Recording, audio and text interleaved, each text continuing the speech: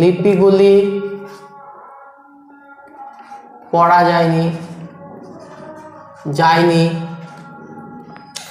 তারপরে কি এই সভ্যতার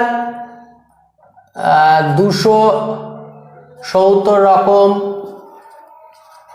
বর্ণ বা চিত্র লিপি পাওয়া যায়।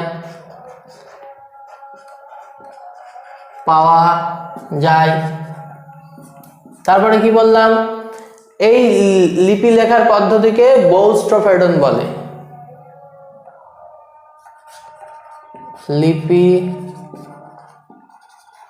লেখার পদ্ধতি ছিল বৌস্ট্রোফেডন।